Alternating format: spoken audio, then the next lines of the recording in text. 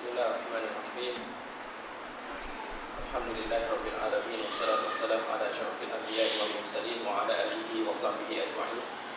Rabbi shrah li sadri wa yassir li amri wahlul 'uqdatam min lisani yafqahu qawli.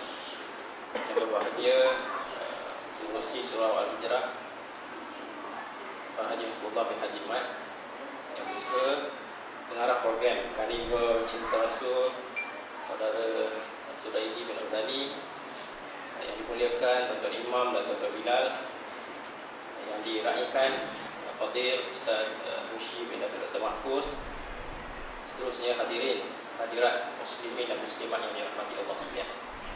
Alhamdulillah, marilah kita sama-sama merapatkan rasa syukur kepada Allah Subhanahu wa taala kerana kita diberi peluang untuk hidup di bumi Allah ini sehari lagi. Alhamdulillah diberi juga peluang kepada kita untuk sama-sama menunaikan solat maghrib secara berjemaah dan seterusnya meneruskan aktiviti yang telah kita rancang untuk minggu Kaliber Cinta Rasul ini.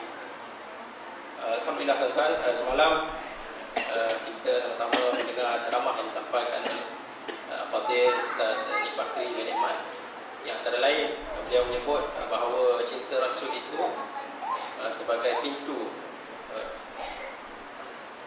mengenal Rasul itu sebagai pintu untuk mengenal Allah. Jadi insya-Allah pada malam ini kita akan berusaha untuk mengenal Rasul kesayangan kita sallallahu alaihi wasallam dalam dari segi satu aspek yang mungkin jarang dikupas. Itulah tajuk berkenaan dengan pidato, ucapan dan bicara Nabi sallallahu alaihi wasallam. Untuk ceramah ini kita telah menjemput Fadil Ustaz Mushi bin Dr. Mahfuz. Sebelum saya menjemput Fadil Ustaz untuk memberikan ceramah, saya rasa ada baiknya saya membacakan sedikit latar belakang Fadil Ustaz. Fadil Ustaz Mushi mendapat pendidikan awal di Sekolah Menengah Kebangsaan, Sekolah Menengah Agama Kuala Lumpur dan juga Kolej Islam Sultan Alam Shah. Seterusnya melanjutkan pengajian ijazah sarjana muda syariah di Yarmouk Universiti Jordan, kemudian ijazah master syariah di Ali Al-Bait University juga di Jordan. Sekarang beliau menjawat jawatan pensyarah di Jabatan Asas Pengajian Islam UIS. Pada masa yang sama juga beliau adalah timbalan pengarah UIS Sel Senyap Berhad, sebuah anak syarikat UIS. Sebelum ini beliau berkhidmat di Ahmad Ibrahim Kuliah of Law di UIA selama 10 tahun dan juga seorang ahli majlis Majlis Madar Kajang. Antara penglibatan dan pengalaman beliau sebagai tenaga pengajar Kori Junior musim keempat, sebagai salah seorang panel penceramah Al-Kuliah TV3, juga slot Islam Hadari, Islam Pagi Malaysia, biasa juga muncul di Radio IKIM, Radio National FM dan lain-lain. Dan juga sebagai penceramah dan motivator di Jabatan Kerajaan Swasta, PDA dan PTS. Untuk itu saya tanpa melengahkan masa menjemput dan persilakan Fadil Ustaz untuk menyampaikan ceramah. Pada tafadhal masykur.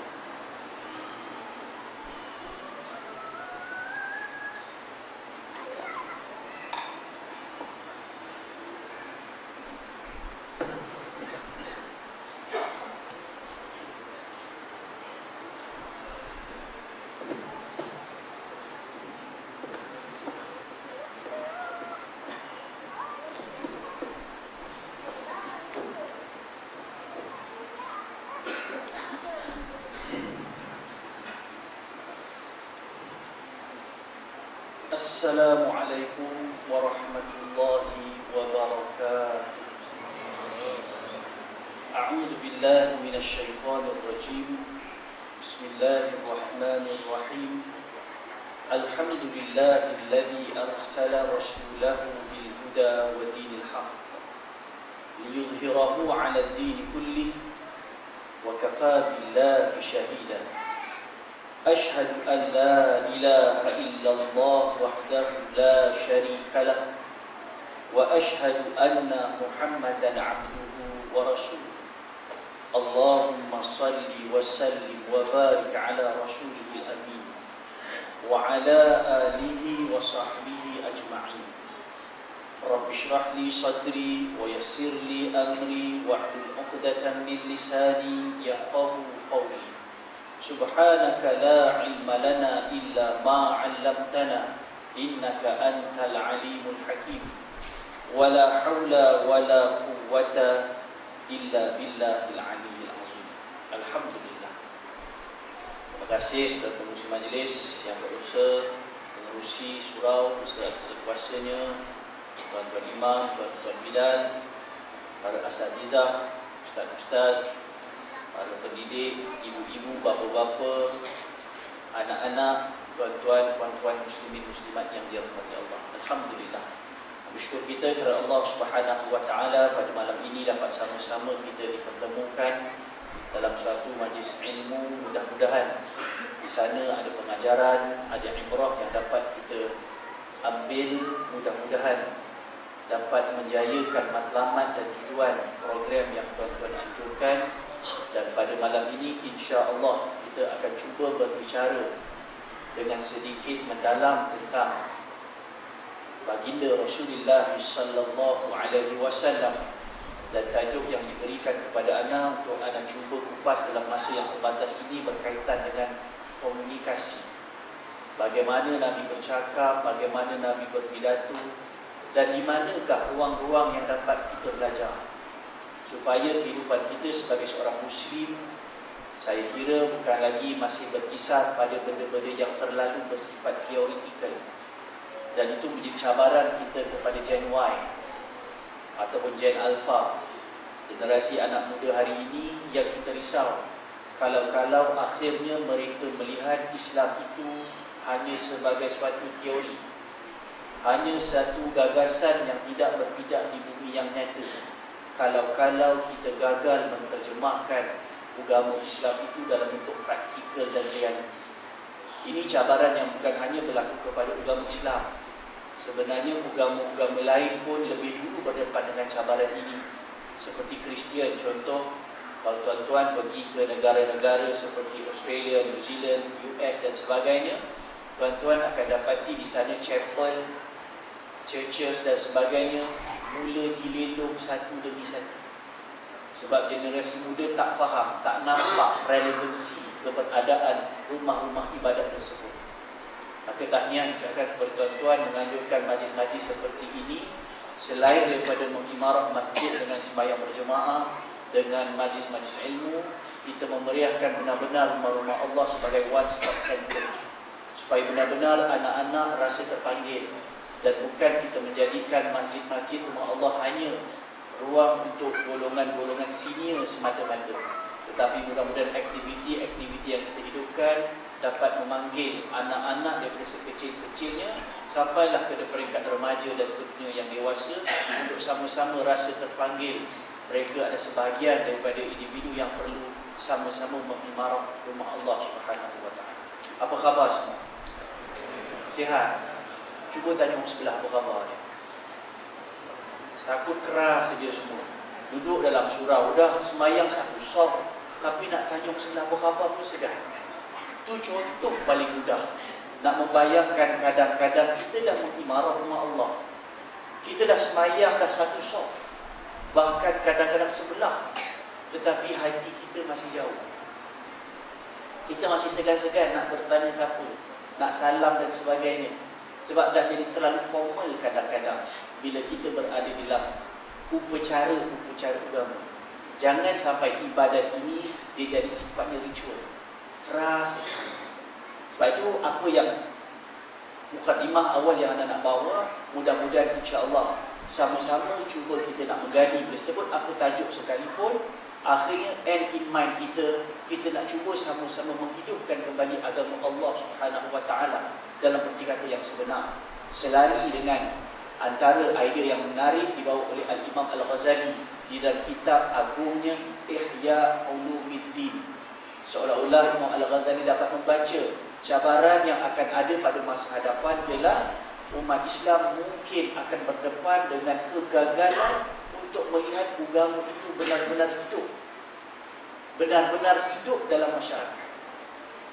Ini yang kalau anak lah dapat tajuk-tajuk perbincangan tentang Nabi SAW dan aku sekalipun, biasanya anak akan menggambarkan generasi kita pada hari ini mungkin tidak perlu terlalu fokus sangat-sangat kepada persoalan what, where, when, who.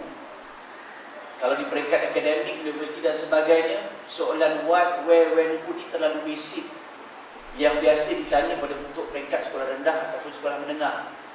Towards SPM, universiti, PhD, persoalan akan banyak berkisar tentang why and how.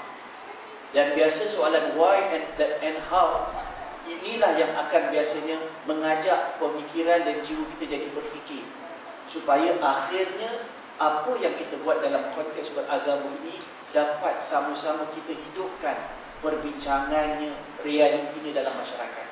Contoh, alhamdulillah, anak yakin semua malam tadi kita tidur, dan pagi tadi alhamdulillah semua bangun. Apakah komunikasi pertama yang Nabi ajarkan kepada kita untuk kita bercakap dengan Allah Subhanahu wa taala? Perasan tak? Celik-celik mata sebenarnya kita dah pun berkomunikasi. Kita dah mula pun berdialog. Kalau kita faham dan kita sedar. Tapi dia berbalik, bagaimana cara kita berdialog tersebut?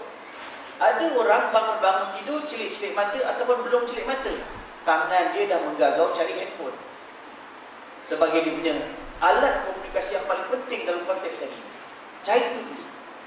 Tapi kita yang pegang kepada agama Allah Subhanahu wa taala, nombor satu yang kita berkomunikasi dulu, kita sebut apa? Alhamdulillah. Alhamdulillahilladzi ahyana ba'dama amatana wa ilaihi nusyur. Satu bentuk komunikasi yang terus mendidik. Perasan ataupun tidak, tak tahulah orang kata warisan dia level macam mana. Umumnya semua orang suka tidur. Fitrah kita semua orang suka tidur. Dan perkataan alhamdulillah, lafaz yang biasa kita ungkapkan dengan nada syukur, nada gembira, nada seronok. Dalam bahasa lain, siapa sebenarnya yang suka bangun tidur? Umum, semua orang selesa dengan tidur. Tetapi sebagai seorang Muslim, pagi-pagi lagi kita dah diajar untuk set pemikiran kita. Bangun-bangun daripada kecil, tadikah lagi kita diajar? Ingat doa bangun tidur, alhamdulillah. Dekat situ pun dah bermulalah bagaimana Nabi ajar cara kita berkomunikasi dengan Allah Subhanahu wa taala. Kadang-kadang kita tak berapa syukur, tapi akhirnya terdidik. Start juga hidup kita dengan alhamdulillah, walaupun kadang-kadang kita tak nampak apa depan tu. Sebab tu terus justify dengan datangnya alladzi ahyana ba'da ma amatana wa ilaihi nusyur. Oh, alhamdulillah, aku tak perasan, aku ni hidup dulu.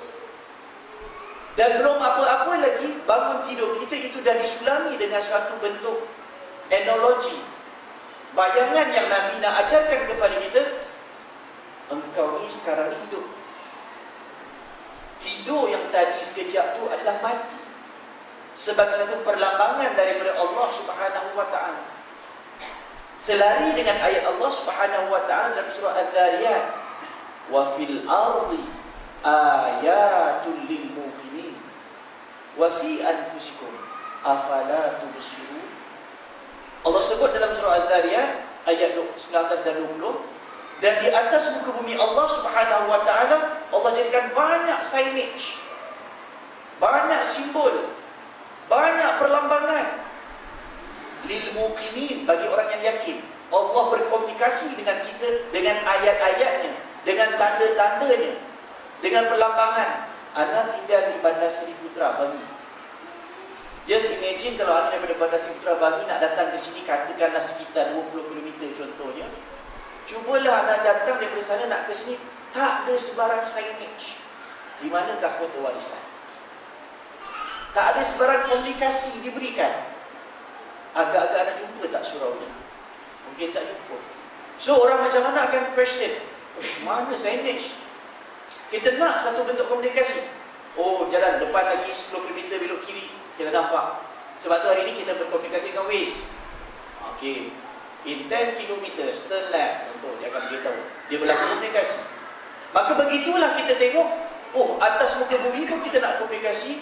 Sayangnya kalau kita hidup di atas muka bumi Allah sentiasa berkomunikasi dengan ayat-ayatnya. Yang ni lambangnya no entry, haram. Yang ni lampunya hijau, halal. Allah berkomunikasi, tunjuk kat kita yang halal, yang haram. Allah bagi semua signage. Tapi malam bila Allah tunjuk jalan-jalan tu, suka hati aku lah nak buat tak nak buat. Kita pula tak nampak Allah sedang berkomunikasi dengan kita. Tadi kalau atas jalan raya tak nampak belok kiri, tak nampak belok kanan, kita marah. Siapa ahli majlis kat sini? Mana majlis berpandang sempang contohnya tak tunjuk ada belok kiri belok kanan, kita marah. Traffic light rosak, kita marah.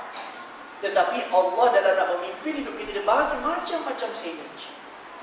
Tapi sayang, ada yang nampak itu sebagai direction daripada Allah, ada yang tak nampak, dia akan abaikan saja petunjuk daripada Allah dan Nabi-Nya sallallahu alaihi wasallam.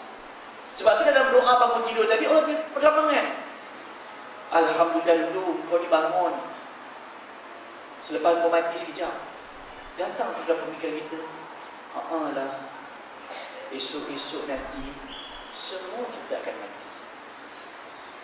Dan masa tu mati kita mati betul-betul. Dan benda yang kita buat hari-hari, bangun tidur pukul 5, 5.30, 6 pagi itu akan repeat dalam bentuk yang lebih real lagi masa di mahsyar. Allah dah bagi dari punya bayangan. Dan kalaulah hari-hari kita bangun tidur, kita dah terus rutin kita, amalan kita hari-hari, alhamdulillahilladzi ahyana ba'dama amatana wa ilaihi nusyur. Mudah-mudahan masa kita bangkit nanti, malaikat tuju kita.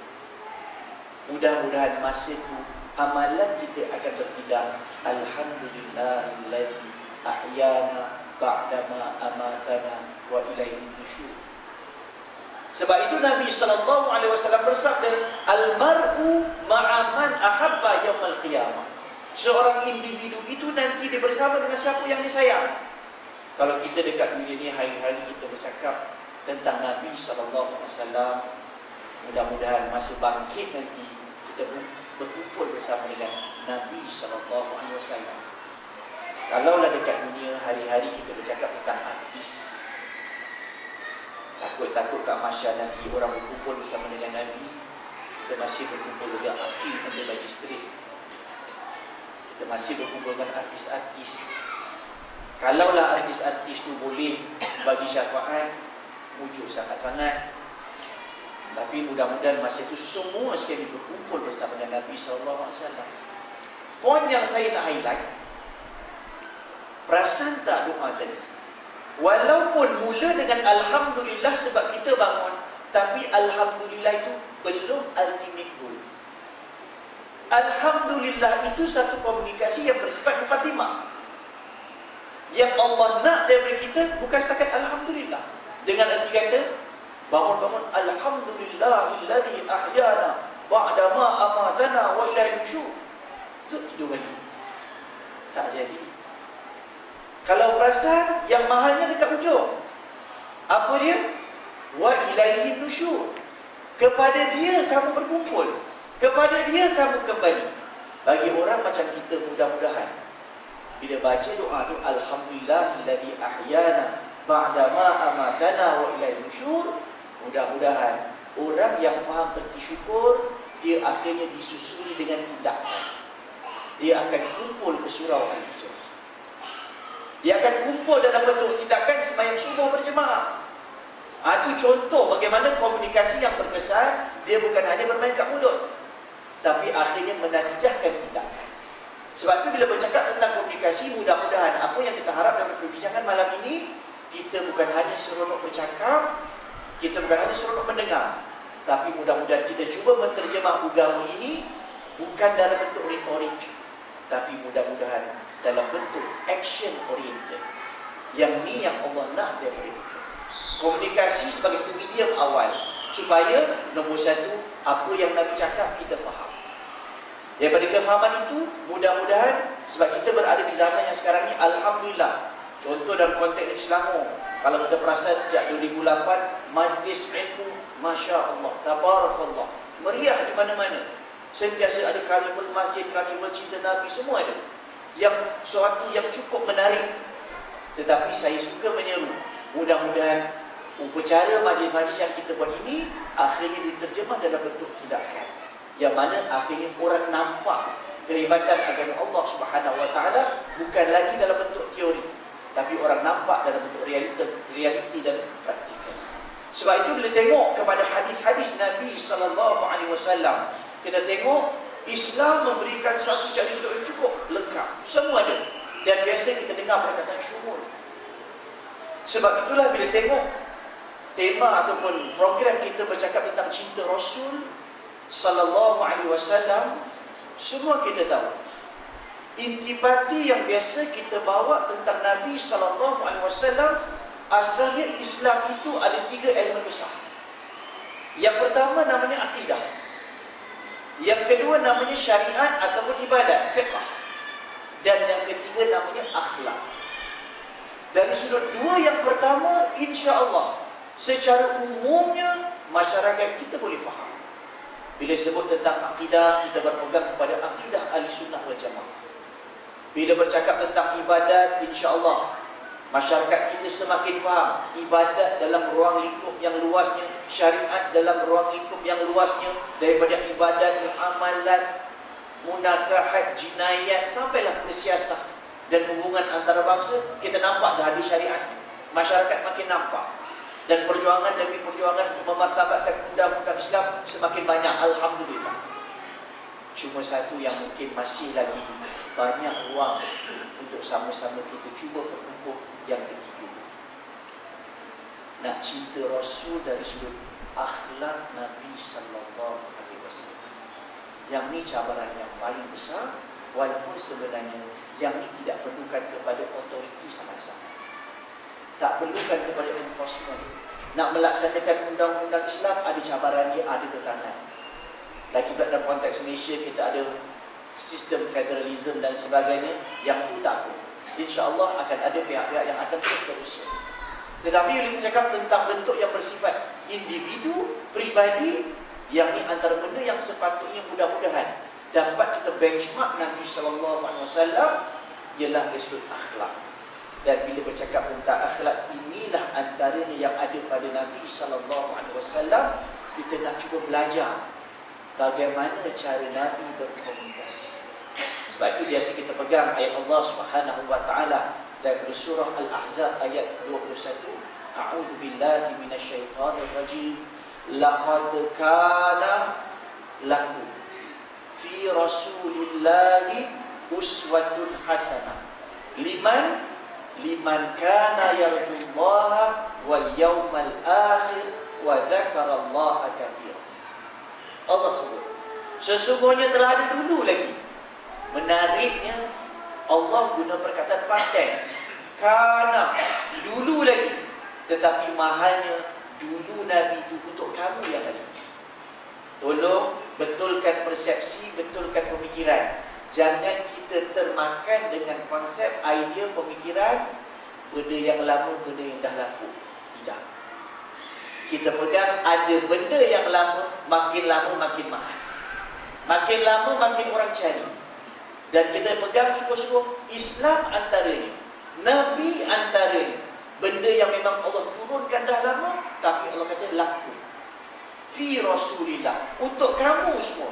Pelajari, gali apa yang ada pada Nabi SAW, yang Allah gunakan istilah uswatun hasanah, contoh yang terbaik. Dan Allah letak prasyarat, orang yang betul-betul akan cinta Nabi, akan cari Nabi, akan geledah apa yang Nabi buat, dia mesti ada 3 syarat. Dan mudah-mudahan kita penuhi 3 syarat ini supaya kita nampak betul-betul siapa itu Nabi SAW, dan dia bukan jadi retorik. Yang pertama, liman kana yarjullah. Yang pertama, orang itu mesti betul-betul mengharapkan Allah. Raja, betul-betul mengharap, bergantung dengan Allah. Dan kita semua mudah-mudahan semakin berusia, semakin meningkat, kita nampak satu-satu yang Allah tunjuk. Hebat macam mana manusia pun, dia kena bergantung dengan Allah. Kaya macam mana kita pun, akhirnya kita terdidik, rezeki itu tetap datang daripada Allah. Macam-macam yang berlaku pada hari ini. Nak cakap keamanan pun, jangan sombong. Keamanan itu bukan mutlak daripada kita. Kita boleh hire seberapa banyak polis, askar, segala macam jet, segala macam ketenteraan, tetapi akhirnya keamanan itu tetap datang daripada Allah. Ini kebergantungan yang pertama. Letak sungguh-sungguh. Jangan tunggu dah tersepit baru nak cari Allah. Malu sangat-sangat kalau itu sikap kita. Yang kedua, wal yaumal akhir. Dia betul-betul mengharapkan akhirat Allah Subhanahu wa taala. Yang ini pun sama. Selalu saya buat training, sama ada untuk pelajar IPT ataupun jabat-jabat kerajaan. Saya cuba buat simple question dan kata, okey, cuba buat satu garisan panjang. Semua buat garisan panjang, pecahkan kepada 4 alam. Alam apa Ustaz? Kita simplify. Alam roh, alam rahim, alam dunia, alam akhirat. Cukup. Daripada 4 alam tu buat satu garisan, cuba pecahkan yang kita nampak in terms of duration. Tempoh dia. Alam rahim, question mark, tak tahu banyak mana. Agak-agak je lah. Alam rahim, 9 bulan, pendek dia pun. Alam dunia, letaklah roughly 63 tahun, panjang sikit. Alam akhirat, kebanyakan mind setting orang kita bila sebut akhirat, dia bersifat balance. Dengan erti kata, kalau kata ini panjang alam, dia buat alam roh, buat sikit, question mark. Alam rahim sikit, alam dunia banyak ni, alam akhirat balance. Sekadar buat balance. Nampak simple dia exercise itu. Tapi perasaan atas budak itulah mindsetting yang terbina. Akhirat sifatnya balance. Kalau ada masa, kita isi. Tak ada masa, kita tak isi. Mindsetting ni kalau saya, bahasa moden untuk perkataan akidah. Nampak ringan, tapi itulah kepercayaan kita. Kita nampak akhirat sikit je. Betulkan balik, sebutlah nama alam roh ke alam rahim ke alam dunia, dia sikit aja. Yang sepanjang-panjang yang kita akan lalui, namanya akhirat.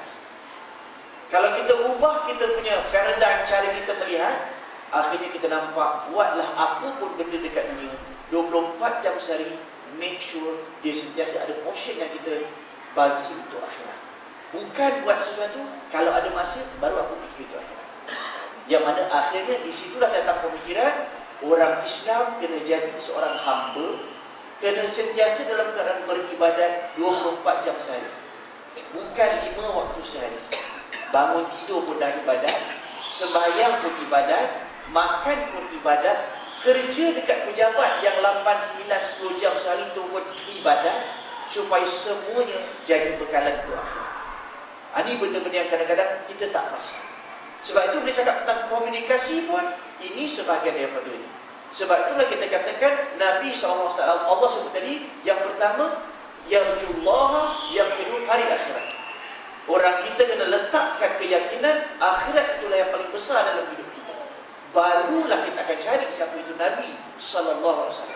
Dan yang ketiga, syarat yang Allah letakkan orang yang betul-betul nak cari siapa Nabi, dia kena banyak ingat Allah, banyak sebut Allah. Wa dzakarallaha katsiran. Mudah-mudahan kita semua dah cukup sama-sama cuba adakan ketiga-tiga perkara ini, barulah kita nampak siapa itu Nabi sallallahu alaihi wasallam. Sebab itulah bercakap tentang komunikasi. Saya bagi simple example. Perasan ataupun tidak, dia bukan setakat bangun tidur kita komunikasi. Sebab itu bila kita kata komunikasi, orang yang rasa Allah tu besar, dia tinggalkan dua benda, bangun-bangun dia cari Allah dulu. Dia fokuskan apa yang dia nak buat, dia datang sini dulu. Itu contoh mudah yang Nabi tunjuk. Terus dalam bentuk praktikal. Tak ada benda lain Nabi buat. Report duty sini dulu. Kalau mampu, ajak sekali anak. Communicate juga dengan anak. Kalau ada kekuatan dan ada kesesuaian, ajak sekali isteri. Cuma yang itu bersifat secondary. Utamakan dulu yang lelaki. Yang muhasabah untuk kita bersama, alhamdulillah hari ini suasananya begitu positif, kebanyakan masjid surau semakin meriah. Cuma kadang-kadang kita masih kurang lagi mendapat berjaya menarik golongan muda. Yang ini kita kena sama-sama fikir macam mana nak cuba attract generasi muda, remaja, supaya mereka merasakan mereka adalah part of the society yang hidup dalam masjid. Kena create event yang akhirnya dia rasa begitu dekat. Buatlah pun. Kalau saya ingat macam masa dekat Australia, antara yang menarik, masjid susah nak register. So diorang banyak buat Islamic Center. Nak pakai nama Islam, kadang-kadang dalam konteks mereka jadi isu. So diorang panggil Youth Center. Tapi sebenarnya masjid. Youth Center adalah segala benda, gymnasiumnya itu. Tapi sebenarnya yang core dalam tu masjid. Ini smart. Itu smart. Sebenarnya masjid, tapi diorang register sebagai Youth Center. So youth semua masuk. Yang tak youth pun dah memang tahu tu masjid kan pergi. So bila masuk-masuk, tengok dengan kafe dia, dengan meja snooker dia. Yang main meja snooker ni, tu dia, dengan jubah ni lagi, jambang panjang macam ni. Tu dia, angkat jubah tu. Kalau kena orang Melayu, mau dia kata istilah orang Melayu apa? Dolok telur setan ke apa benda orang Melayu bahasa. Kasar ni bahasa. Tapi sebab dia tidak ada unsur judi, tak ada unsur yang haram, kenapa perlu kita nak haramkan meja snooker? Contohnya, kalau dalam keadaan yang positif, tidak ada unsur judi, tak ada apa, suasananya baik. Depan lagi sikit, gymnasium. Semua menggalakkan anak muda. Masuk dalam sikit, ada skrin TV untuk tengok World Cup apa bagai. Tapi yang kat dalam yang paling grand, yang sentiasa hidup, dia punya masjid. Semayang Jumaatnya pun. Tapi ini benda-benda yang kita kata, bila mereka dalam keadaan begitu, they think out of the box. Dapat fikir. Yang akhirnya semua orang, budak yang bertentu, yang ada rantai emas, semua datang masjid. Yang penting, mula-mula, dan diorang tidak macam kita. Kita belum orang tu baru, ni yang pasal itu, dah kena tanya. Diorang tak ada siapa nak tegur, tak ada apa. Lama-lama budak tu, ni communication skill. Tak mesti terus tegur. Dan Nabi SAW pun kita tengok, dia tak terus tegur. Benda yang tidak mengundang kemudarat yang besar, biar. Semua orang ada akal. Dia fikir sendiri, alamak orang lain semua pakai macam ni, aku pakai singlet semayang. Orang lain tak ada nampak itu, aku nampak dia. Hari pertama, minggu pertama, bulan pertama, minggu kedua, bulan kedua, nampak. Ini benda-benda yang kita kata, ini benda-benda kata smart Nabi SAW berkomunikasi. Sebab tu kita katakan mudah-mudahan kita nak cuba bawa perbincangan kita pada malam ini, macam mana nak bawa komunikasi kita dengan cara yang paling berkesan. Sebab tu kita katakan nombor satu, bila kita bangun, kita letakkan komunikasi yang terbesar itu dengan Allah. Nombor satu, bangun terus cari sini, fokuskan. Sebab tu menarik juga zaman sekarang yang saya sebut tentang why and how tadi itu. Kalau tuan-tuan rajin baca, dulu ya kita akan menekankan soal sembahyang ini adalah memuriah. Yes, yang kita ada publication. Tetapi menarik untuk generasi hari ini, kita naik pada satu tingkat lagi, why? Kenapa kita nak kena sembahyang berjemaah? Selain daripada kemudian 27 kali ganda apa semua tu kita dah pegang lama dah. Dan kita takkan lagi daripada pegangan tu. Kita yakin dengan janji Nabi sallallahu alaihi wasallam. Tapi kita update lagi. Tengok balik macam mana Allah communicate dengan Nabi dan Nabi communicate dengan para sahabat. Dia mesti ada unsur-unsur saintifik. Ini challenge kita ni. Dan akhirnya saya mendoakan, harapan kita akhirnya semua orang rasa terpanggil untuk menyumbang untuk agama. Dan tidak lagi main setting orang, agama ni hak ustaz sahaja untuk tafsir. Tapi aku di bidang sains pun, aku ada ruang untuk sama-sama contribute something, untuk membenarkan apa yang Allah sebut. Ini memperkukuhkan lagi komunikasi. Selain daripada konsep Ubudiyah yang kita terima selama ini, upgrade lagi. Contoh, bagaimana secara neuropsikologi orang yang sembahyang dia mesti sujud. Dan ini beza kita agama Islam dengan agama lain. Agama lain ada sembahyang mereka, tapi tidak sampai ke sujud. Sebab itu kita dalam Al-Quran Allah guna perkataan warruka'i sujud. Special untuk orang Islam ada sujud. Dan bagaimana kita dalam keadaan postur sujud itu bukan setakat dahi cecah tanah. Dan untuk makluman tuan-tuan, inilah peringkat komunikasi terbaik kita dengan Allah, masih sujud. Dengan penuh rasa kerendahan, dahi kita cecah tanah, dan perasaan atau tidak masih itu jantung kita berada dalam graviti yang cukup rendah. Dan secara saintifik, bila graviti jantung kita begitu rendah, dia dapat mengepam darah dengan begitu sempurna. Sebab tu kalau kita pergi klinik, kalau tengah high blood pressure apa, tengah cek-cek duduk macam ni, nampak tak cantik, doktor suruh baring. Supaya graviti itu rendah, mudah-mudahan bacaan tu makin cantik, sebab dapat mengepam dengan paling sempurna. Ini pula sujud, darah akan terus mengalir sampai kepada sel otak, dan secara neuropsikologi di situlah sel-sel otak kita jadi begitu aktif. Ini sekadar contoh. Tapi janganlah pula tiba-tiba kenapa semayang? Aku nak aktifkan sel otak. Itu kepala otak nama dia. Jangan. Jadi kena betulkan. Kita buat ubudiyah tu kena firm. Sebab tu saya kata nak sebut benda ni kena orang cerdik-cerdik, orang pandai-pandai tuan-tuan. Kita tak nak nanti orang silap faham. Semayang kenapa? Kerana saintifik salah. Saintifik apa benda? Itu namanya hikmah. Benda yang sampingan, bukan tujuan utama. Tujuan kita tetap lillahi ta'ala. Kehambaan kita buat semua tu. Tetapi untuk nak attract orang lain, nak ajak orang lain nampak apa yang kita nampak, dia perlukan sesuatu yang bersifat extraordinary. Yang ni saya nak katakan, cabaran kita pada hari ini, mudah-mudahan kita dapat pula communicate kepada semua kepakaran yang kita ada, kita manfaatkan. Contoh, tuan-tuan mungkin pernah dengar nama Dr. Keith Moore daripada University of Toronto, Canada. Ini cerita tahun 1979, 80, 81. Dia seorang ateis. Dia tak percaya agama ateis ni. Dia nampak orang Islam dia tertutup dengan kopiah, dengan serban, dengan tudung, dengan telekung. Memang tertutup. Sembah tahap pun tak nampak, tertutup.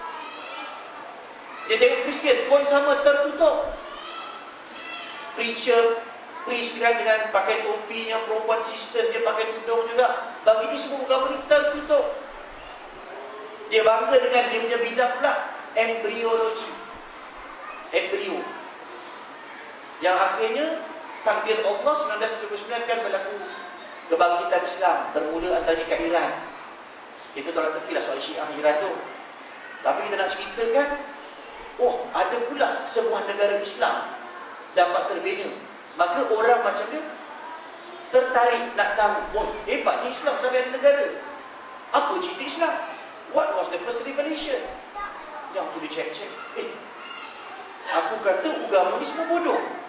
Tetapi bila dia cek Al-Quran, cara Allah berkomunikasi dengan Nabi-Nya bermula dengan Iqra, membaca, terus berubah. Ini yang saya katakan challenge kita. Takut-takut orang tak nampak Islam sebab perangai kita. Kita gagal menterjemah Islam sampai orang nampak. Tapi mujur Allah tinggalkan alat komunikasi dia, Quran, supaya orang bukan Islam ataupun orang Islam yang mungkin keliru dengan Islam nampak balik. Oh, ini sebenarnya Islam.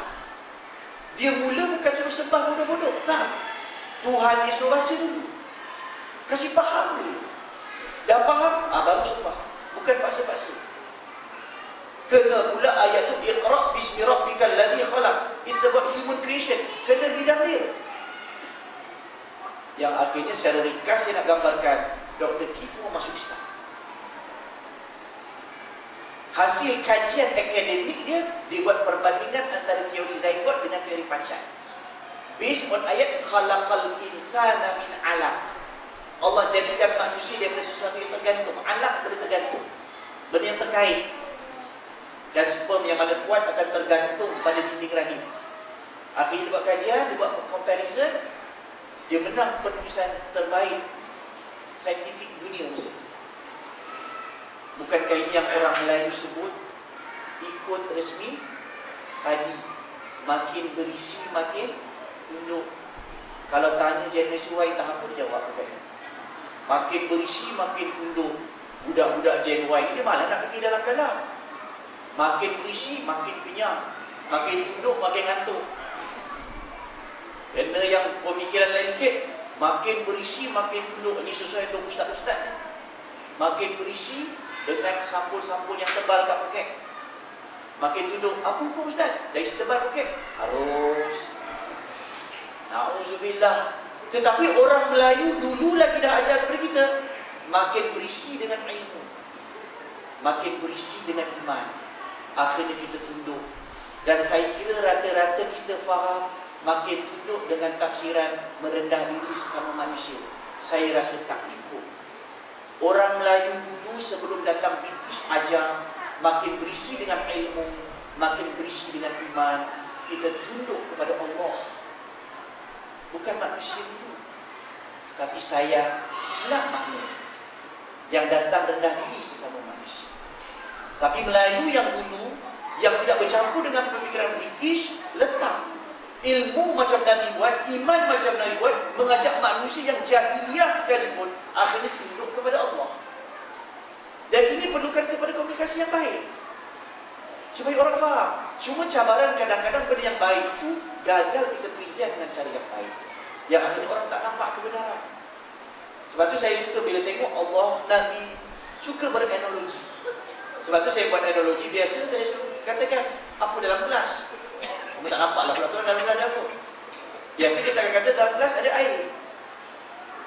Saya kata cuba ubah air itu dengan satu pandangan yang bersifat saintifik. Orang akan tukar air ni kepada apa? H2O. Apa dia H2O? H2O. Kan keluar Isyamuddin Hussein On pasal-pasal. H hidrogen, O oksigen. Saya tanya balik biasa, tuan-tuan nampak ke hidrogen? Tak nampak ustaz.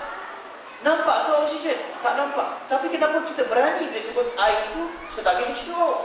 Sebab kita belajar, kita percaya. Mudah-mudahan kita sampai ke peringkat orang Islam boleh sebut Islam macam kita sebut air di H2O. Benda yang kita tak nampak pun kita berani sebut dengan yakin.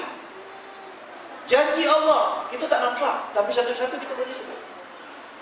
Janji Nabi satu-satu dan Nabi sebut. Saya bagi satu contoh. Nabi SAW bila dia berkomunikasi macam-macam, dan tengok sematnya pula para sahabat yang dibentuk oleh Nabi SAW, ada macam-macam jenis sahabat. Contoh satu yang mungkin anda sempat share, Huzaifah bin Al-Yaman. Huzaifah bin Al-Yaman kalau bahasa zaman sekarang, dia suka tanya benda-benda yang kontradik daripada orang lain biasa. Orang lain tanya Nabi, ya Rasulullah, apakah ciri-ciri ahli syurga? Huzaifah bin Al-Yaman suka tanya, ya Rasulullah, apakah ciri ahli neraka? Kembali. Sahabat lain suka tanya isu semasa. Dia suka tanya benda yang bersifat futuristik. Antaranya, kalau tuan-tuan pernah dengar hadis ini, riwayat daripada Huzaifah bin Al-Yaman, Nabi SAW pernah bersabda, tu'radul fitanu 'alal qulubi kal hasiri 'udan. Nak cakap tentang hadis futuristik. Hebat tak hebat Nabi SAW bila dia berkomunikasi? Satu, bila Nabi bercakap dengan sahabat, cuba bayangkan hadis-hadis yang bersifat futuristik, hadis-hadis yang bersifat akhir zaman.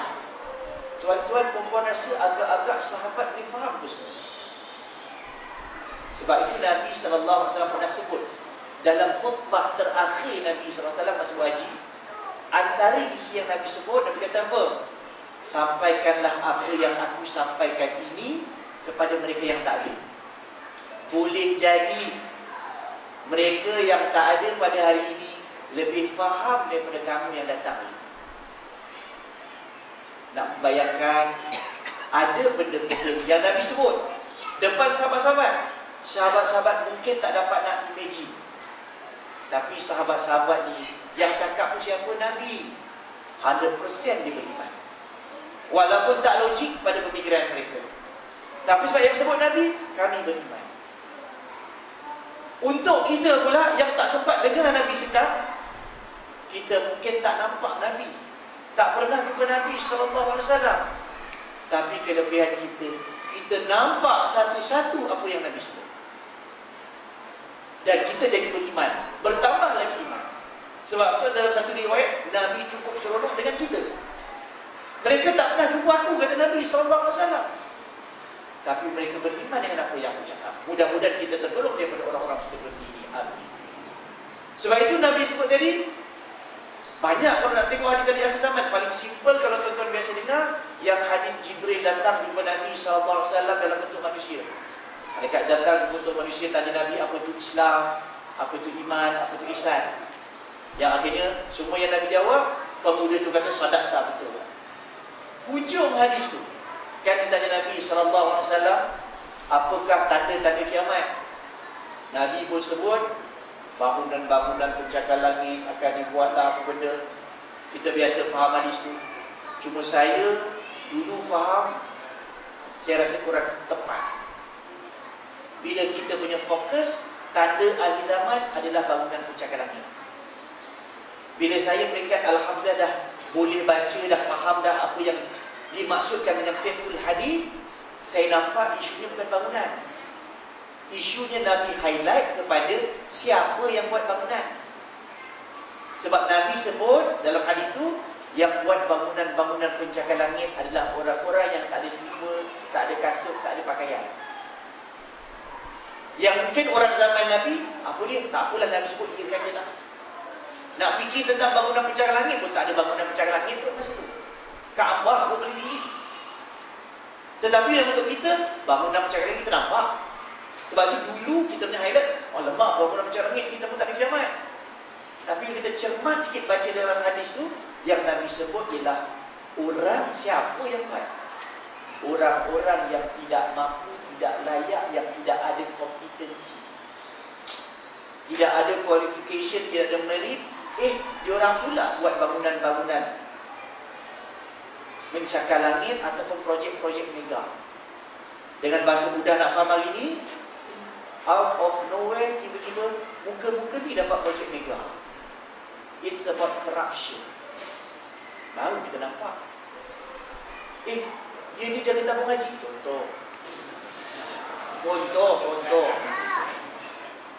Siapa dia? Contoh. Sebab tu kita nampak, patutlah Nabi sebut. Dia tak ada seliput, tak ada pakai, dia boleh buat bangunan. Siapa dia? Ini yang Nabi kata tanda-tanda akhir zaman. Yang kita jadi faham. Oh, ini maksud dia. Sebab itu bila kita tengok perkara-perkara ini, dia akhirnya berdasarkan pada kefahaman kita. Bagaimana kita tengok Nabi sebut. Begitu juga bila Nabi sebut An-talidal amatu rabbata, seorang perempuan akan melahirkan tuan dia. Agak-agak zaman sahabat, macam mana nak imagine? Bukan ke zaman jahiliah, mak bapak tanam anak hidup-hidup. Tapi bila tengok zaman sekarang, mudah sangat nak nampak. Macam mana mak dengan bapak sesetengahnya dah mula takut nak tegur anak. Kan tegur, tak dapat, tak masuk hujung bulan, minta maaf semua benda-benda macam ni. Anak-anak pun semakin tidak hormat dengan mak bapak. Komunikasi ni semua. Sebab tu hadis yang tadi yang saya baca itu, Radul fitan wal qulubi kal hasir yaudan. Nabi bayangkan nanti akhir zaman fitan. Fitan kita jangan tafsir hanya fitnah. Cakap tentang B benda tak betul kepada C. Itu fitnah biasa. Tetapi dia sebut fitan akhir zaman biasa dia bersifat havoc, huru-hara, kekeliruan, confusion. Maka Nabi membayangkan, Nabi kata akan terbentang akhir zaman nanti fitan. Confusion akan berleluasa. Benarnya dia terbentang. Kalau kata-kata ada tikar, ada kapit terbentang macam tu, siapa nak ambil, tak ambil, tak apa, tak ada masalah kot. Macam orang jual bandar tepi jalan, siapa nak pergi, tak nak ambil, tak apa. Tapi Nabi describe fitan itu alal qulub. Confusion itu, kekeliruan itu masuk terus dalam hati. Dan Nabi punya analogi kal hasir. Sebab tu kalau kita komunikasi tuan-tuan pun, bila saya guna perumpamaan sikulan bahasa kan dia jadi menarik. That's why Nabi bila berkomunikasi, dia suka guna metafora, analogi supaya nampak. So Nabi kata kal hasir. Hasilnya apa? Kapet. Udan. Kapet kan ada pattern. Udan. 2 kali, 2 line. Ulama contemporary seperti Syekh Hamzah Yusuf, dia membayangkan udan sebagai horizontally and vertically. Cuba tengok kapet. Kan ada pattern, ada ikon. Kat mana kita nak tengok ikon-ikon macam ni yang boleh serang pemikiran kita? Nombor 1 paling mudah, dekat handphone kita. On aja, keluar semua ikon, horizontally and vertically. Tekan aja satu, memang masuk kepala kita. Tekan satu, contoh namanya WhatsApp, cukup. Masuk, entah betul entah tidak, memang masuk. Fitnahnya dah sedap cerita, betul ke? Oh yang jahat. Dah bagi habis dah. Sebab tu pada saya ni benda-benda yang begitu berbahaya. Komunikasi yang ada hari ini. Dan kalau tuan-tuan rajin, saya bukan menolak teknologi sebab kita tak boleh nak lari pada teknologi, bahkan kita kena memanfaatkan teknologi yang ada.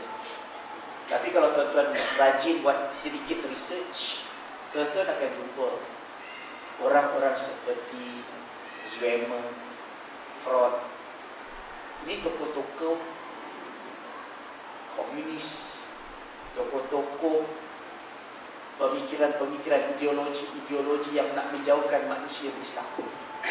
Dan mereka ini begitu hebat di zaman-zaman sebelum jatuh khilafah Islam yang Utsmaniyah. Yang diorang declare terang-terang dalam protokol Yahudi antaranya, kita kena kuasai media supaya kita dapat pegang public opinion. Sebab tu besok fitan tadi memang berjaya. Contoh, minta maaf sebut, sedih pada saya kalau ada orang Islam terkeliru dengan ISIS. Ini satu bentuk fitan, confusion. Dia macam-macam cara lah. Satu, secara awal mungkin ada bentuk idea daripada orang Islam, tapi bagi orang-orang seperti US akan memanfaatkan grup macam ini sebagai planted, di-groom, di-support. Sebab tu siapa yang rajin baca ataupun pernah dengar RAND Corporation, Research and Development Corporation, US, dia think tank kepada White House. Dah lama dah dapat kaji. Dan kalau saya baca kajiannya, dia tak lari banyak dengan apa yang pernah dibuat oleh Orientalis, urut ke-18. Kalau tuan-tuan perasan, Orientalis dia declare 1779 di Britain, 1799 di Perancis. Sebab masa itu itulah dua kuasa besar dunia yang declare, yes, we are doing research on Islam. Kami memang tengah kaji Islam sebab kami tak pernah tengok ada satu tamadun yang naik tak turun-turun. Semua tamadun naik turun, Rom naik jatuh, Parsi naik jatuh. Tapi kami pelik, Muhammad sallallahu alaihi wasallam start lepas satu khilafah, tak jatuh-jatuh. Maka dia orang kaji tentang Islam. Bila kaji, macam-macam kriteria lah ada. Ada yang memang kaji dengan penuh minat, yang ni memang totally researcher. Ada dan kebanyakan dia kaji tentang Islam untuk cari loopholes, mana ruang-ruang dia boleh attack Islam. Jadi sebab bila kaji, dia come out dengan satu persepsi Islam tertegak dengan mata pedang. Sedar-sedar orang Islam pun tercakap dengan bahasa yang sama. Oh, Islam gila seks, Nabi banyak isteri. Orang Islam pun tak perasan, tercakap bahasa yang sama. Dengan bahasa lain, Orientalis berjaya pada masa itu. Mereka lah yang mendefinisikan Islam mengikut kacamata mereka. Itu Orientalis. Selain dicampak jarum-jarum yang mengelirukan, contoh dengan pemikiran nasionalis. Dia cocok orang-orang Arab. Apalah Arab, Nabi Arab, Quran bahasa Arab, hadis bahasa Arab, Kaabah dekat bumi Arab. Tiba-tiba kau bagi Islam diperintah oleh Turki. Apa sahaja Turki? Dah, Arab pun bangkit Dan Arab tak perasan, mereka bangkit bukan untuk Islam, tapi untuk Arab mereka. Terlupa Nabi punya pesan. Nabi dah tanam jauh-jauh semangat asabiyah kebangsaan, tiba-tiba mereka bangkit, konon-konon nak bangkit Islam, tapi memusnahkan Islam. Sampai sekarang khilafah Islamiah tak boleh naik, jauh gaduh Islam sama Islam. Dan siapa yang pernah duduk negara, boleh nampaklah macam mana Arab dengan Turki memang susah. Berjaya tak boleh British sampai hari ini. Itu belum kira Arab dengan Arab. Ni kehebatan komunikasi. Diorang convince kan orang Arab sama Arab, dia cocok pula orang Jordan. Apalah Jordan? Kau ni kan mamlakah dunia Al-Hashimiyah, di Hashimite Kingdom of Jordan, Bani Hashim, keturunan Nabi. Dia provok pula. Apa sanggup bagi kat Saud? Saud ni siapa? Lalu mana ni? Orang Jordan pun, lah kita ni keturunan Nabi. Dapat Jordan, Jordan apa pun tak ada. Dah Arab sama Arab ke? Anak Arab tuan-tuan dapat baca. Jangan nampak jauh sangat. Depan mata kita pun benda yang sama berlaku. Kita dilaga-lagakan dan kita dipecah-pecahkan. Dan benda yang pernah dibuat oleh Orientalis dulu, yang buat tu British. Cukup dekat dengan negara kita. Benda yang sama dia buat. Sebab tu kita jangan hanya seronok minta maaf sebut rasa sembahyang dah selesai. No, we have to have a big picture. Apa sebenarnya sedang berlaku? Sebab itu benda yang sama Rand Corporation tengah buat dan dia declare tahun 2000. Russia masa tu dah jatuh, komunis dah jatuh, dia declare tahun 2000 semua kita dah berjaya dengan gerakan CIA. Satu je nampak tengah nak naik, Islam. Dan perkara pertama dia cari, kalau tuan-tuan perasan tahun 2000 memang diberikan suatu command, kempen kepada negara-negara umat Islam, buang perkataan jihad. Yang ada masa tu kalau perasan, jihad ekonomi, jihad pendidikan, jihad membasmi kemiskinan. Tapi jihad yang Islam ajar, kita kena diamkan. At the same time berlaku September 11. Orang Islam jadi keliru. Ibarat saya kentut, imam kentut, imam alamak nak cakap apa? Mati. Tak ada nak kata apa. Jam. Seolah itu yang berlaku pada Islam. Islam keliru, tak kena apa-apa. Kan kita nak kata tidak, orang kata kita ekstrim. Ya ke tidak? Kita pun kata ya. Persepsi itu terbina. Ni fitan masuk kepala kita. Allah, kita ni ekstrim lah. Yang sampai ke peringkat akhirnya berlaku. Dia create dalam banyak-banyak nama lah. Kalau tuan-tuan fikir, kenapa nama ISIL yang dipilih? Islamic State. Cuba fikir, why Islamic State? Letaklah nama Ansarullah ke, Mujahidin ke, Islamic State. Daulah Islamiah fil Iraq Syam, Daesh bahasa Arab dia.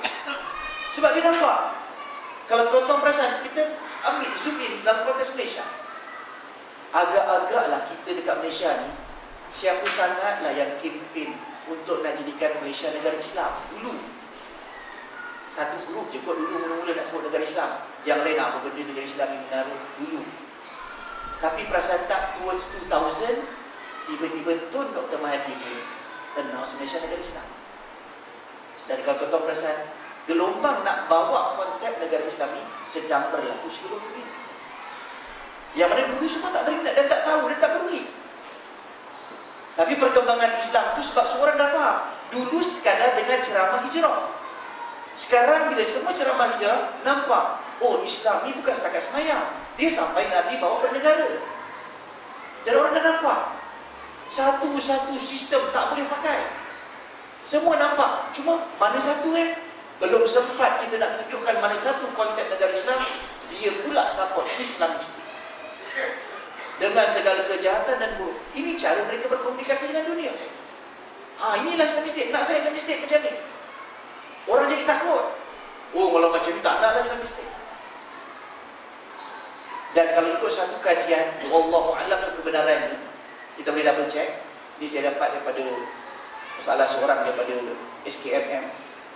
Ikut kajian dia, apa yang berlaku dekat Mesir ada kaitan dengan grup ni. Sampai ke peringkat bila kan Mesir jatuh, Husni Mubarak naik Morsi, jatuh balik, orang Mesir jadi serik. Oh, tak nak dah lah kerajaan Islam, orang jadi serik. Kalau ikut kajian mereka, semua ni skrip dan disediakan oleh mereka. Dia kasih menang tapi sekejap je, kasih orang serik takut. Wallahualam, yang tu saya tak boleh nak kata 100%. Sebab orang SKMM yang beritahu, boleh di double check di bidang kesahihan. Cuma saya nak membayangkan, kalau tuan-tuan perasan yang Nabi kata fitan tadi tu masuk kepada, cuba tengok. Dulu yes, British, Perancis masuk negara umat Islam. Last Iraq. Lepas pada itu, mereka dah tak perlu masuk negara umat Islam. Cukup dengan mereka lagakan orang Islam dengan orang Islam. Sebab itu dulu kita rasa ancaman yang berlaku depan mata namanya divide and rule. Saya rasa sekarang cabaran kita bukan sangat-sangat divide and rule, tetapi lebih kepada confuse and control. Confuse. Dia create confusion. Yang ni yang masuk kepala. Yang akhirnya cuba tengok macam mana respon orang kita terhadap apa yang berlaku kat Syria. Boom, Syiah. Kita pun ini Syiah.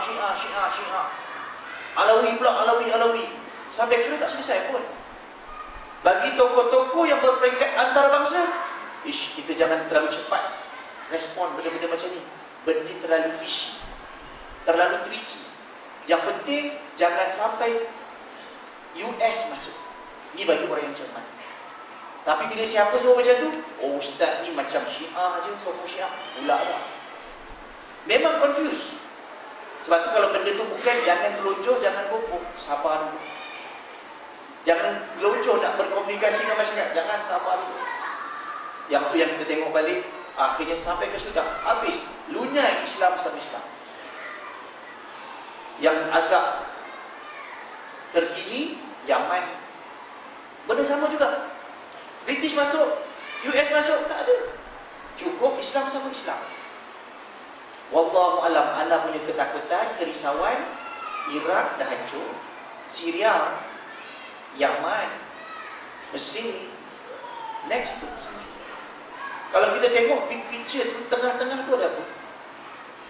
Tengah-tengah tu ada Mekah, Masjidil Haram. Tengah-tengah tu ada Masjid Nabawi. Tengah-tengah tu ada Masjid Aqsa. Dia tak payah masuk dah. Cukup dengan dilaga-lagakan.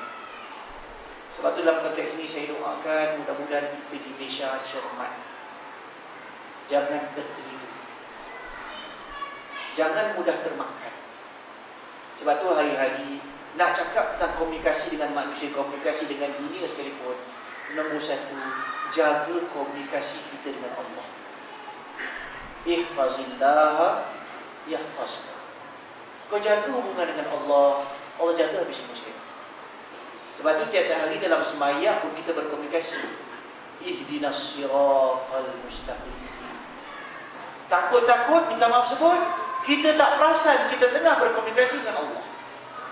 Tengah minta dengan Allah, kita tak perasan kita tengah minta. Sebab tu tolong kita hidupkan betul-betul agama kita. Kita sembahyang, kita usolli tu kita cakap dengan siapa sebenarnya? Kita sedang buat akad dengan siapa? Takut-takut kita tak perasan kita tengah bercakap dengan Allah. Kalau hati kita mati. Sebab tu bila kita tengok balik, Allah takut.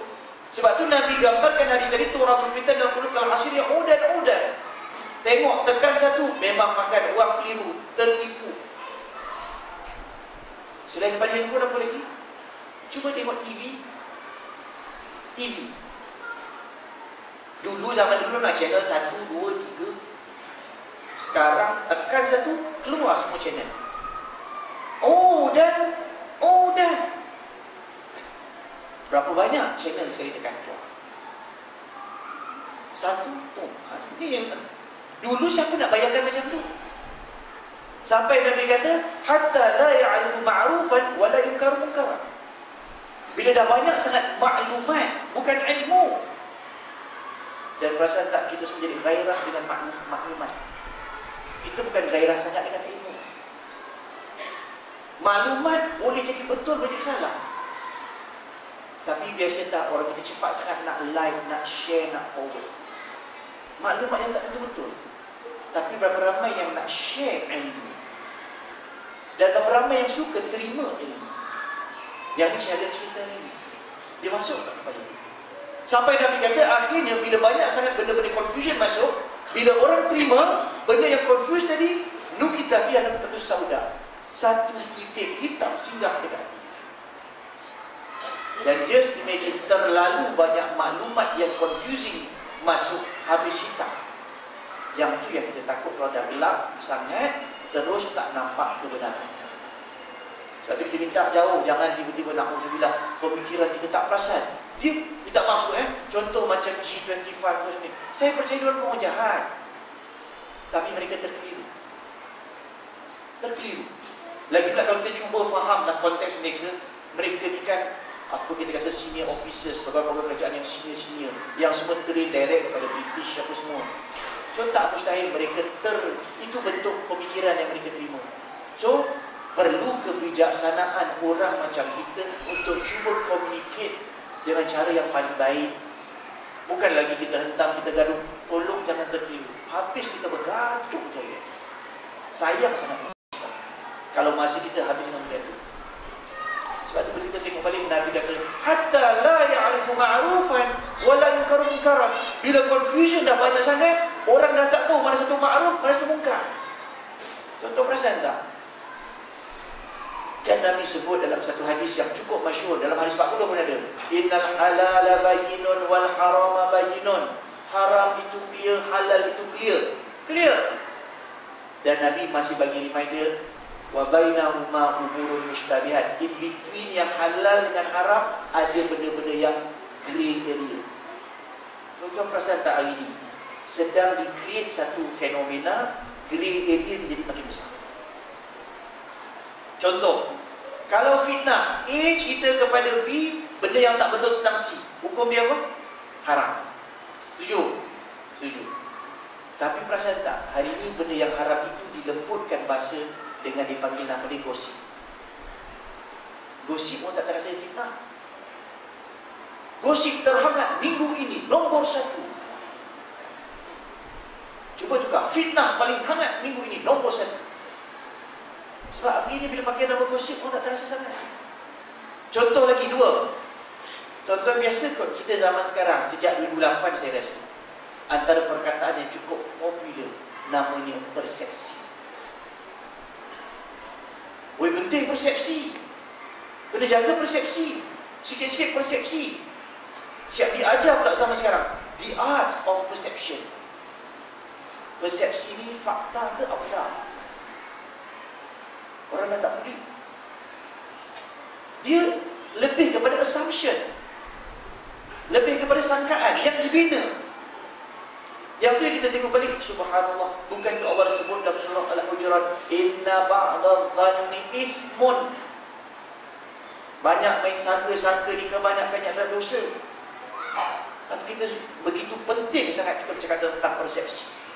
Benda tak betul, benda tak pasti, tapi yang tu yang ditanam pada pemikiran kita. Lagi-lagi orang politik, sikit-sikit persepsi. Ini benda hati-hati. Akhirnya, persepsi tak apa, lupa benda tu dosa. Hati-hati. Sebab tu persepsi mudah dibina. Ni muka, betul tak betul nanti dulu. Kita kata dia muka liwat, contoh. Betul tak betul nanti. Sama juga kot kalau boleh saya kata, ni muka 2.6 bilion, betul tak betul nanti dulu. Kita kata dulu. Ni muka ISIS, bahaya. Tapi itu menjadi budaya yang ada. Membiasakan diri. Minta maaf saya sebut kadang-kadang sebab kita dah terlebih sangat berpolitik. Dah terlalu obses dengan politik. Politik itu penting. Tapi nak politik pun dialah pegang Islam. Jangan berpolitik sampai dah tak ada Tuhan. Yang tu jadi tak perasan apa yang kita buat. Sebab dah lebih sangat. Bergaduh, berpecah tak apa. Yang penting politik. Nak apa kita? Kita ada Tuhan. Dan Allah nak tanya nanti apa yang kita buat dengan politik yang sekarang. Apa lagi? Rokok. Rokok dah settle Ustaz, haram. Nampak kalau isap rokok tu nampak api neraka tu makin dekat dengan mulut. Takut tengok. Nak kasih tone down sikit apa? Kita buat debate. Dan tak nampak api neraka. Nampak asap saja. Itu contoh paling mudah. Dan nampak lebih moden. Tak nampak sampah. Tak ada buang sampah pun. Buang asap saja. Dulu bising kata rokok, puntung rokok berkata-kata. Membakarlah boleh jadi. Tak ada terbakar. Nak pahala lebih sikit buat apa? Hisap shisha. Terasa macam sunnah pula. Ini contoh. Nak kata benda-benda yang dosa, tapi dia tone down supaya orang tak terasa. Ini fitnah yang sedang berlaku. Sebab tu kita pegang agama betul-betul. Datanglah dengan nama apa, datanglah dengan wajah apa, kita akan berhati-hati. Ini kebijaksanaan musuh Islam berkomunikasi dengan kita. Sebab tu macam tadi Zuhaimah saya dah sebut. Zuhaimah dia sebut terang-terang. Amat tidak bijak kalau kita nak lawan orang Islam, tiba-tiba kita bakar masjid. Tak smart. Amat tidak cerdik kalau kita nak lawan orang Islam, kita bakar Quran. Orang tak baca Quran pun akan bangun. Orang tak pernah pergi masjid pun akan buat demo. Tapi cukup kita divert diorang daripada agama. Jauhkan keyakinan mereka terhadap agama mereka. Yang percaya. Berapa ramai orang Islam ni tak yakin dengan agama mereka. Sebab tu kita counter balik, datangkan keyakinan. Pastikan agama yang kita ambil ini, dia bukan teori, dia bukan retorik, tapi dia betul-betul praktik. Sebab tu yang kita tengok akhirnya Nabi SAW mengingatkan kepada kita, jangan sampai ke peringkat kita jadi confused. Yang mana ma'ruf tak nampak, yang mana munkar tak nampak. Sebab itulah kita boleh tengok Nabi SAW dia sebut satu. Mudah-mudahan kita yang berada di akhir zaman ini, kita kena cermat, kena berhati-hati. Benteng nombor 1, back to basic. Pegang betul-betul agama Allah dengan cara kita belajar betul-betul agama. Biarlah datang nama tu nama apa, kita tak akan terkeliru. Kita kena yang ini ajaran Islam, yang ini bukan. Sebab tu saya sebut Rand Corporation tadi, dia boleh create 2 blok yang besar. Satu yang ekstrim namanya Syiah. Orang kita sendiri ada juga yang terima. Yang lebih ekstrim tadi namanya ISIS. Pun sayang ada juga yang tertidur terima. At the same time, perasan tak tuan-tuan, dia create satu lagi blok yang kat belah sini yang loose sangat-sangat Islam, tapi masih pakai nama Islam. Namanya Islam liberal.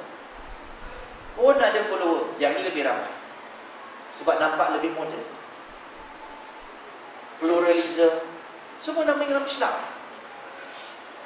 Dulu apa nama? Islam Madol disebut. Malu pula saya. Itu satu ketiga ni. Nama yang keliru dunia ni dia timbulkan. Dan percayalah nama-nama ini akan hilang. Sebagaimana Islam Madol hilang. Kalau betul-betul sampai hari ini sebut dan orang perjuangkan. Tapi minta maaf, walaupun saya dulu salah seorang independen berceramah, saya nampak benda ini memang betul-betul politik. Dia takkan lagi. Dan yang mengingatkan saya siapa? Saya tersentuh dengan masa itu Profesor Hu Kiki. Ambil kau, yang bukan Islam bagi kita sekarang. Yang bukan Islam ni, tapi dia berilmu. Dia kata apa? Setahu saya Nabi Muhammad dibawa satu je Islam. Tak ada Islam lain. Kenapa tiba-tiba zaman sekarang macam-macam Islam tipu? Dia yang bukan Islam, ajak orang Islam. Tetapi saya nak katakan, dua yang ekstrim ni, orang seperti kita takkan berminat. Tapi perasan ataupun tidak, mereka US boleh create satu lagi blok kat tengah yang diorang panggil sebagai moderate Muslim. Moderate Muslim secara bahasa okey, fine, tak ada masalah. Mudah-mudahan diselari dengan wasatiyah. Tapi tuan-tuan perasan tak, dengan spirit yang sama orientalis buat, diorang yang define apa itu moderate Muslim. Pernah saya masih kat UAE, student datang. Dia baru habis program dengan suatu kementerian.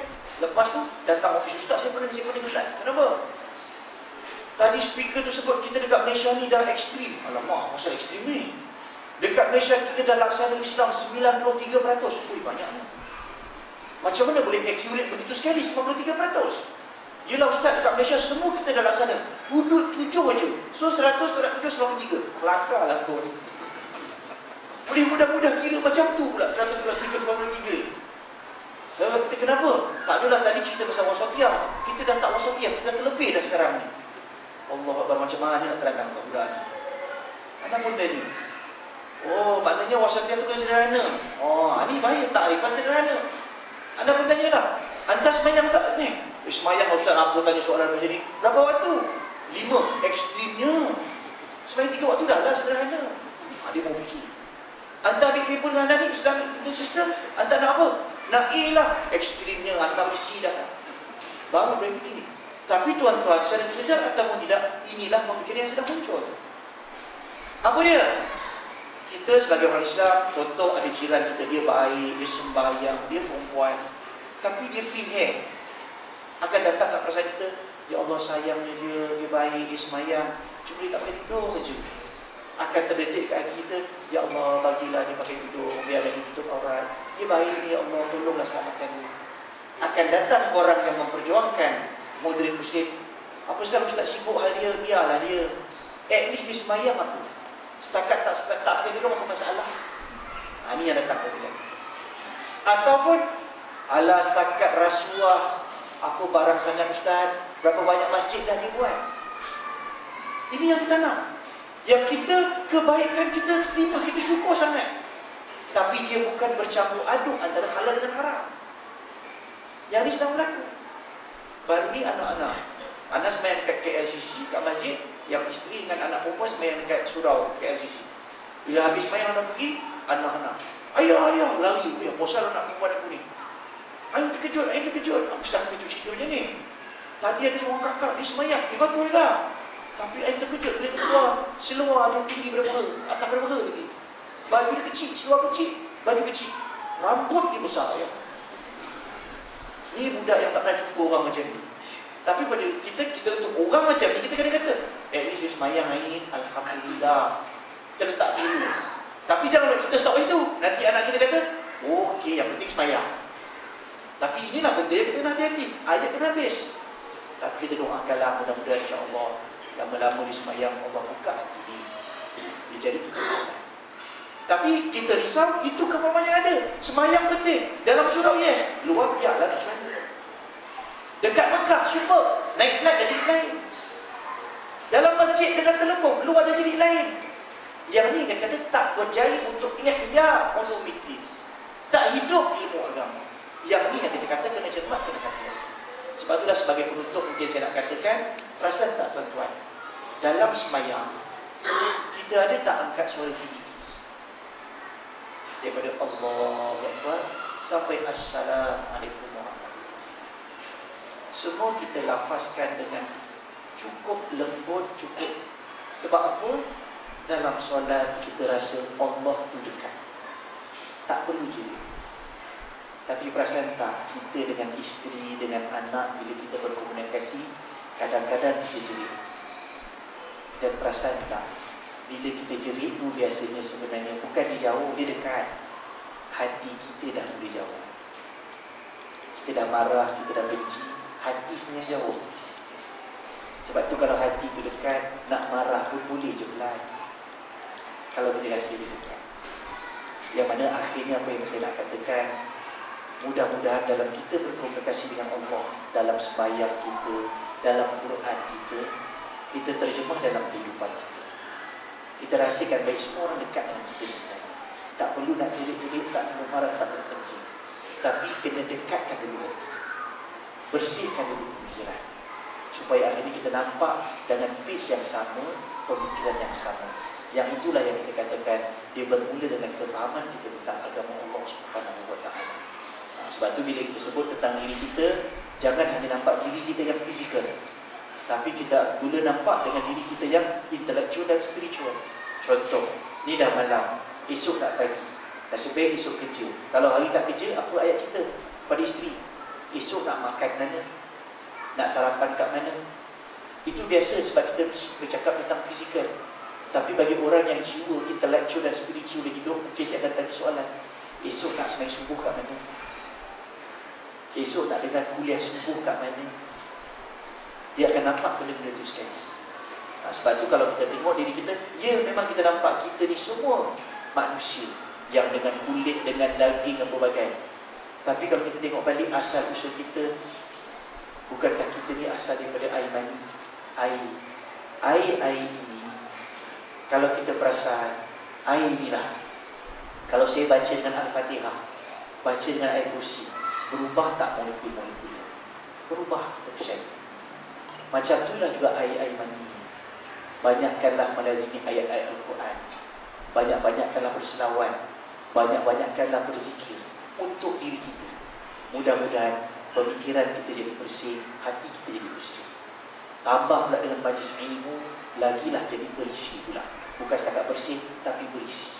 Macam air lah dalam gelas ni. Kalaulah air dalam gelas ni, air zam-zam sekalipun, tapi kalau gelas ni kotor, berlumut, tuan-tuan nak minum tak? Tak. Macam tu juga Islam. Islam ni macam air, saya kata dalam ujian. Air ni dengan hidrogen, dengan oksigen, jadi orang nak minum. Dia menghidupkan. Mudah-mudahan kita tanamkan, Nabi turunkan, Nabi bawa Islam untuk menghidupkan manusia jadi manusia. Kalau tidak, ya kita hidup. Tapi na'udzubillah, kita hidup mungkin jadi macam binatang. Ulaika kal an'am bal hum adall.